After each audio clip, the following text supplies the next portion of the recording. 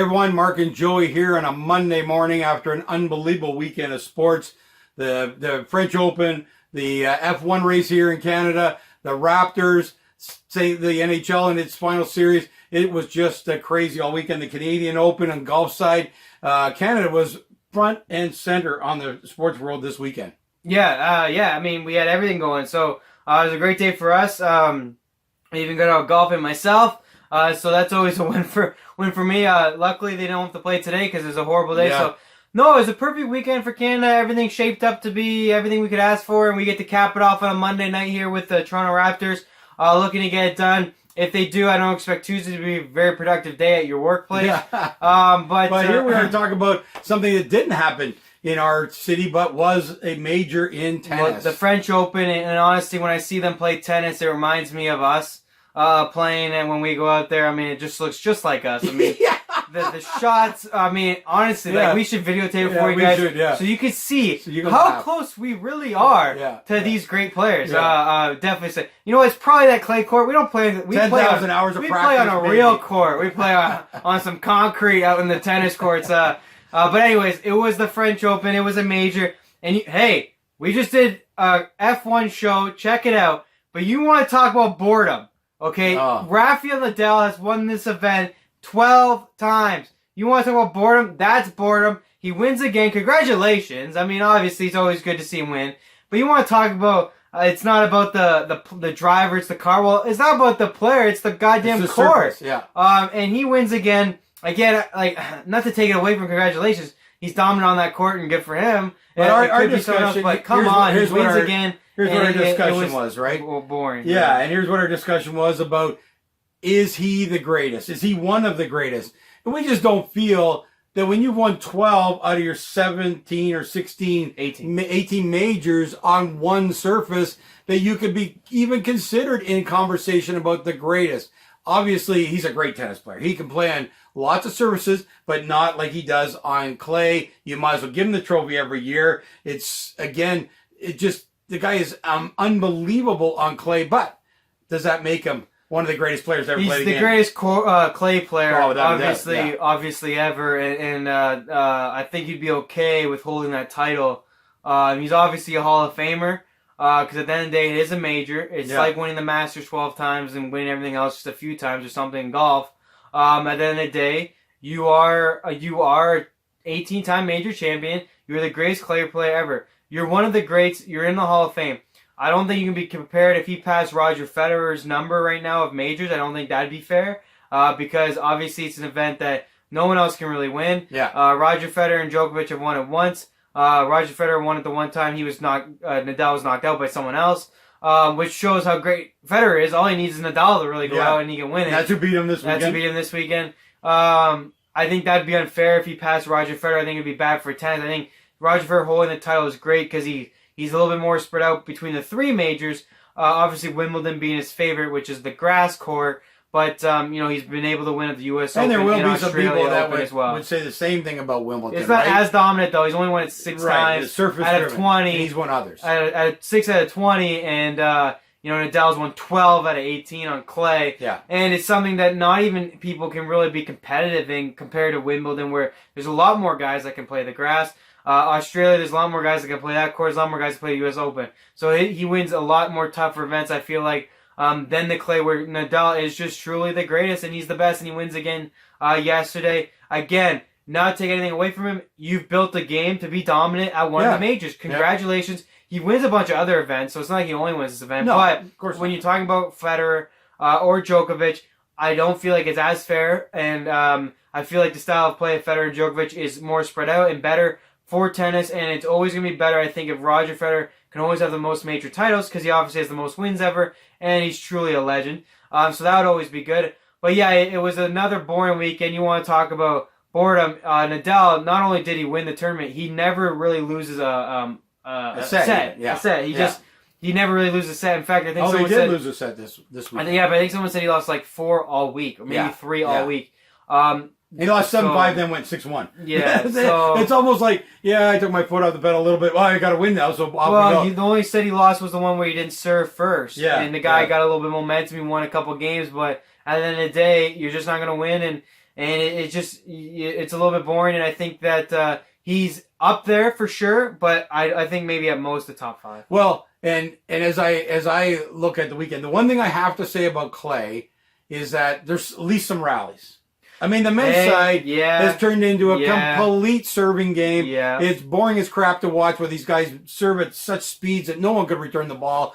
I must admit, I enjoyed parts we watched because of the amount of rallies there is. It's a little bit more of a, for me, I'm 62, so I remember back in the days when they actually played tennis. It wasn't just power serve after power serve after power serve, 6'5", 6'7" guys who just beat up on speed alone. These guys actually had skill. And I missed that part of the game, and I must say, in the French Open, there's at least shots, there's skills, there's returns, there's shots you make, that 5th, 6th, 7th, 8th shot into a rally. These guys are making great shots at that point and win a point. And I'd say every major besides the U.S. Open has that, because the U.S. Open is the hardcore. It's the one. Well, Wimbledon doesn't have it. Like, they serve so fast at Wimbledon. On the grass, is it fast? Oh my God, it's crazy. The grass doesn't help us. No, it's. By the time you're anywhere into the week, there's no grass actually left. It's a hard surface, and they just power up the serve, and there's no stopping it. This is the only event where it actually gets stopped, and there's actually rallies. So I did enjoy that. I want to say something positive about the event. I did enjoy it. However, I did have to watch it on mute. Can anybody get these people to stop grunting like they're having sex on every single shot? Like, oh my God, this is not the way the game used to be played. It is prevalent in tennis now. I just don't get it. It's just so annoying. The announcers can't even overcome it with their voice. It's so loud. And the two guys, I forget the other guy's name, Team, whatever, between him and Nadal, it was disgusting. I'm sorry. Couldn't watch it. I put it on mute. I watched the tennis, which was great. But I really wish. I miss announcers. That's why we watch TV sports. They're announcing. They're intelligent guys. They can talk about the sport, history of the sport, all this kind of stuff that I may not be totally aware of. I love watching announcers, but there is no point being an announcer in this. With these guys grunting throughout the whole match, I couldn't stand it. Yeah, I mean, you know how I feel about the grunting too. I think it's ridiculous. It's unnecessary. And at the Nadal is the main one who does it. To be honest with you, but this other guy did it yesterday too. Thiem did it too, but Djokovic and Federer don't do it, so I don't understand why they need to do it. Obviously, I think it's something that needs to be fixed. Unfortunately, it goes back to most sports. If they don't have a problem, they don't care about fixing it. They clearly don't have a problem. I did check it out. They have not lost viewership. It has not been considered an issue. So, it is what it is. And unfortunately, those of us who don't like it just don't like it. That's what's the way it is. It's a taste thing, but that's why I think Federer has so many fans, Djokovic has fans, is that they don't do it. So I'll watch Federer from now on, or our Canadians don't do it, so I'll watch them. Or it's way on mute. It's way less guys than it is women, obviously, but Nadal is a big proponent of it, and so was Thiem yesterday. Sorry if we mispronounced his name. Thiem. But it's just one of those things that we wish would be taken out of the game. It's a little thing that I think is unnecessary, that they don't need to do it often. I can't believe it's helping them that much. But at the end of the day, it is what it is, and they don't care as long as they win. So that's what happened with Nadal, and then he keeps doing what he does. But going forward, obviously we have Wimbledon and the U.S. Open. You'll see Federer, you'll see Djokovic. Maybe you'll see a Canadian there doing well. They don't make the noises, but also they are not your new tennis players of just serve. And that's why I think Federer's been able to last as long as he's learned how to beat those guys with just serves. And they know how to play the volley game. They know how to drop it over the net. They know how to do the whole thing. So Wimbledon, not sure when that's up, but I believe that's the next major in tennis. And we're real excited for that. It should be a good one. But French Open, another Nadal win. Another tennis tournament we watched on mute. And another boring, honestly, French Open. Congratulations, Nadal, though. You're dominant on the clay. You're probably the greatest ever on clay. Hold that title proud and dearly. You should. And it's something special to have, but ultimately probably my least favorite tennis major to watch. Yeah. Well, when the same guy wins it every year.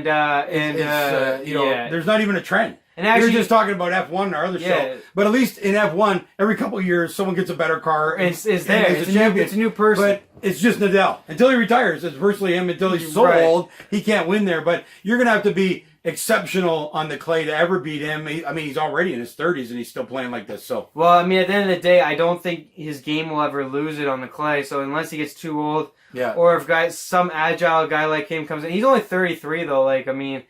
He's jacked. He can keep serving. He keep hitting. I mean, they said the one way to beat him is you have to play close to the baseline. Well, every time Thiem did it yesterday, he just got blasted with a serve. Yeah. But Roger Federer did make it to semis after not playing since, I think they said 4 or 5 years. So that would be since 2014 or 15. He hadn't played because he knows he can't win it. Came back, made it to semis. So I know that excited the French crowd. And people said actually he could have easily beaten Nadal. He had 40 love leads 3 times, didn't win either one of those points.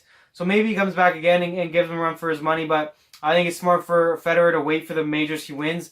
That one of them's coming up soon. So, we get into tennis now that everything else is kind of over. We're getting into tennis, getting into car racing. We play tennis every day. So it's definitely a passion of ours, and we'll keep you updated on all the tournaments. Yeah, we're looking forward to the next major, and we'll be back to talk soon when we get to that next major about tennis. We also look forward to comments because we know people disagree with us. So check out our YouTube page where you can, Ultimate Sports Channel on YouTube, you can leave comments about what you think of what we're talking about. And that's all part of sports. That's why it's so popular. We'll look forward to be back with you tomorrow.